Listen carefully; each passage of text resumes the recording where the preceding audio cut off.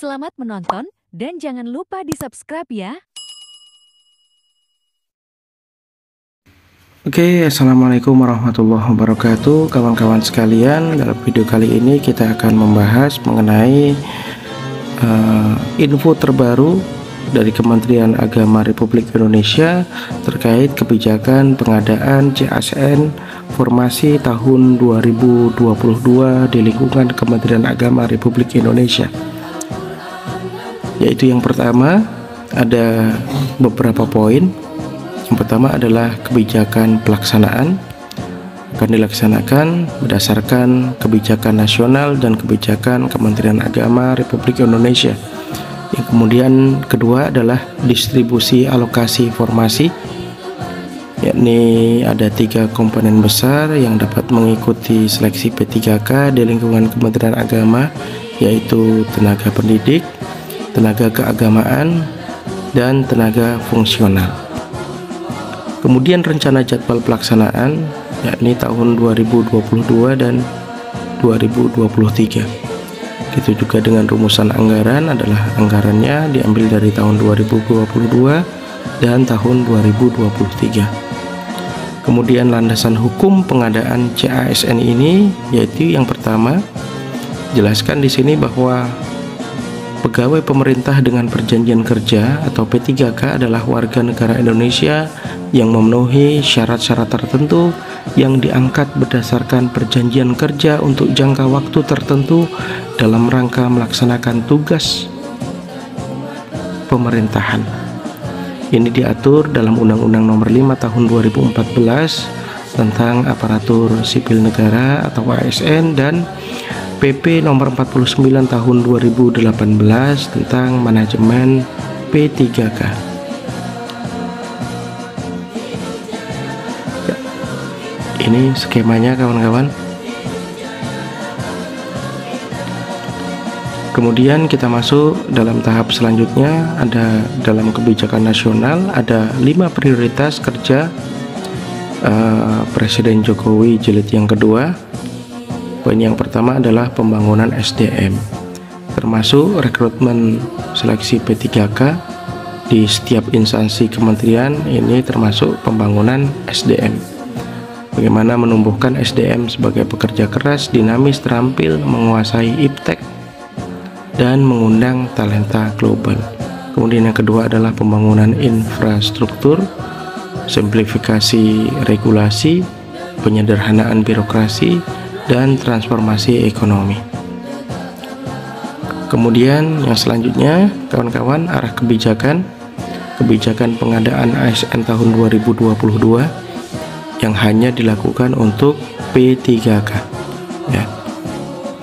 Yang pertama adalah pandemi COVID-19 dan penyederhanaan birokrasi, bahwa perubahan pola kerja birokrasi melalui teknologi informasi secara masif akan mengubah kebutuhan ASN baik dari segi jumlah maupun kualitas. Kemudian poin yang kedua lebih fokus kepada pelayanan dasar, yaitu guru dan tenaga kesehatan.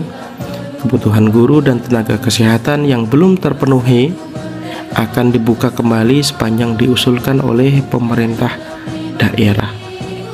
Kemudian yang ketiga adalah keberpihakan kepada ex-THK 2, yaitu kebutuhan dapat dialokasikan bagi THK 2 yang memenuhi persyaratan dengan kebijakan yang lebih berpihak. Kemudian yang keempat, gaji dan tunjangan kebutuhan ASN ini diusulkan oleh instansi pusat dan daerah dengan memperhatikan kemampuan pembayaran gaji dan tunjangan sesuai peraturan perundang-undangan. Kemudian hal-hal yang perlu menjadi catatan dan pemahaman kita bersama bahwa di sini disebutkan dalam Perpres nomor 38 tahun 2020 hanya bisa diisi oleh jabatan fungsional dan JPT yang bukan menyangkut rahasia negara sesuai Perpres 38 tahun 2020. Kemudian berdasarkan PP nomor 49 tahun 2018 bahwa PP ini tidak hanya mengatur tentang tenaga honorer. Kemudian kedudukan P3K, kedudukannya adalah sama dengan PNS, pegawai negeri sipil, sama-sama diatur oleh PP, peraturan perundang-undangan. Kemudian P3K ini berbeda dengan tenaga honorer. Kemudian selanjutnya seleksi untuk menjadi P3K, lulus menjadi anggota P3K harus melalui tahapan seleksi. Artinya tidak otomatis atau tidak langsung diangkat karena sudah lama mengabdi. Kemudian selanjutnya pendaftaran P3K tidak hanya untuk tenaga honorer saja, tetapi juga akan dibuka jalur umum, kawan-kawan. Kemudian selanjutnya perjanjian kerja. P3K memakai sistem perjanjian kerja. Kemudian arah kebijakan dan strategi nasional yang menjadi mandat RPJMN pada Kementerian Agama. Ada 2 poin besar di sini, yaitu meningkatkan SDM yang berkualitas dan berdaya saing, dan revolusi mental pembangunan kebudayaan. Kemudian ini statement dari Gus Menteri kita, Menteri Agama Republik Indonesia, ya, bahwa Kementerian Agama harus menjadi motor penggerak implementasi moderasi beragama dalam semua lini kehidupan. Para ASN di Kementerian Agama harus menjadi cerminan dalam bersikap dan bertindak melayani masyarakat, membawa misi menghadirkan moderasi beragama di tengah keberagaman di Indonesia. Kemudian ada 5 poin dari penerangan di atas, yakni peningkatan pemerataan layanan pendidikan yang berkualitas, peningkatan produktivitas dan daya saing, revolusi mental dan pembinaan ideologi Pancasila, dan memperkuat moderasi beragama, meningkatkan literasi, inovasi, dan kreativitas. Kemudian yang menjadi fokusnya dari 5 poin itu tadi adalah memperkuat moderasi beragama. Ini yang pertama dijelaskan bahwa penguatan cara pandang, cara sikap, dan praktek beragama dalam perspektif jalan tengah. Kemudian penguatan harmoni dan kerukunan antar umat beragama, penyelarasan relasi agama dan budaya, peningkatan kualitas pelayanan kehidupan beragama, dan pembangunan ekonomi dan sumber daya keagamaan. Kemudian kebijakan Kementerian Agama, yaitu yang pertama bahwa pelamar ASN di Kementerian Agama ini harus memprioritaskan bagi mereka yang sudah mengabdi di Kementerian Agama, ya, prioritas yang sudah mengabdi di Kementerian Agama. Kemudian yang kedua, poin yang kedua adalah kompetensi. Calon P3K Kementerian Agama akan mengikuti seleksi kompetensi dengan sistem CAT BKN untuk mengukur kompetensi manajerial, sosial kultural, teknis, serta wawancara berbasis CAT atau online untuk integritas dan moralitas. Jadi kawan-kawan, yang jadi fokus kita dalam persiapan ujian CAT seleksi P3K, yakni adalah kompetensi manajerial, sosial kultural, dan teknis, dan yang terakhir adalah wawancara. Kemudian selanjutnya adalah moderasi beragama, bahwa calon P3K di Kementerian Agama akan mengikuti tes moderasi beragama menggunakan sistem CAT mandiri Kementerian Agama untuk mengukur tingkat dan kualitas pemahaman dalam implementasi moderasi beragama. Bahwa akan ada tes moderasi beragama, termasuk kawan-kawan penyuluh agama Islam yang pada awal bulan kemarin ya melaksanakan pemetaan penyuluh. Ini salah satunya adalah kita mengikuti tes terkait tentang moderasi beragama. Kemudian yang keempat adalah profil ASN. ASN Kementerian Agama atau P3K di Kementerian Agama akan memiliki kompetensi yang sesuai dengan kebutuhan jabatan dan memiliki pemahaman agama yang moderat, sehingga dapat mencapai tujuan Kementerian Agama secara keseluruhan. Oke, selanjutnya persyaratan umum calon P3K. Ini persyaratan ini sesuai dengan yang diterbitkan oleh Kemenpan RB dan PKN, yaitu berusia paling rendah 20 tahun, tidak pernah dipidana penjara 2 tahun atau lebih, tidak pernah diberhentikan dengan tidak hormat, ya, baik sebagai ASN, TNI, anggota kepolisian atau pegawai swasta, tidak menjadi anggota atau pengurus parpol atau terlibat politik praktis. Mungkin nanti bisa kawan-kawan mengecek nomor induk kependudukan di Sispol, ya, apakah termasuk pengurus partai politik, karena itu nanti akan menghambat kawan-kawan semuanya untuk lulus seleksi P3K.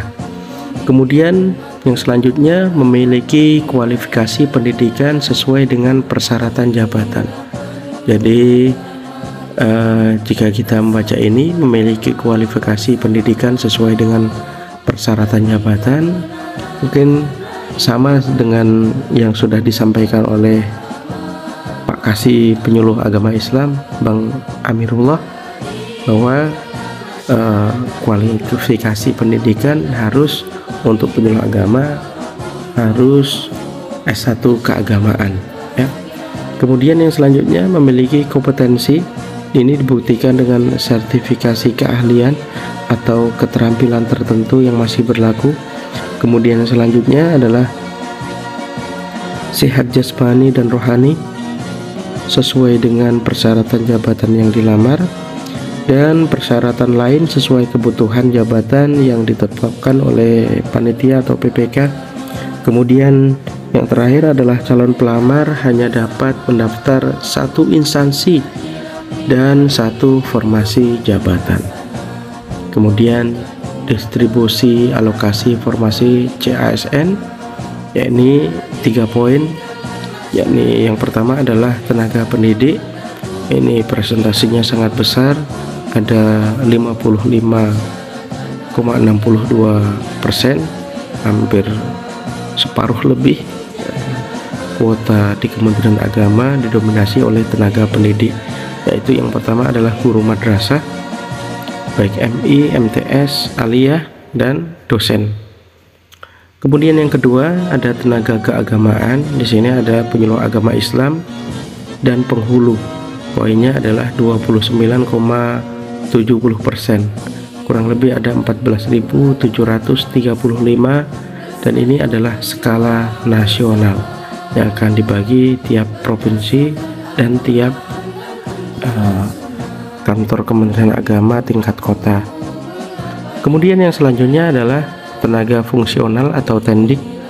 Ini totalnya juga 14,68%, kurang lebih ada 7.281 formasi untuk fungsional dan tendik.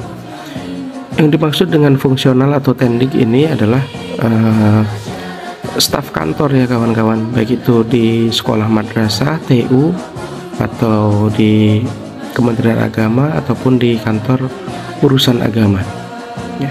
Jadi total kuota yang dipersiapkan oleh Kementerian Agama untuk seleksi P3K ini ada berjumlah 49.605 kuota formasi. Ini jadwalnya kawan-kawan, jadwal perkiraan yang pertama. Kemudian yang kedua adalah ini.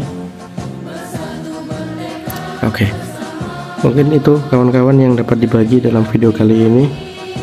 Semoga bermanfaat dan kita semua dapat mempersiapkan diri kita, persyaratannya,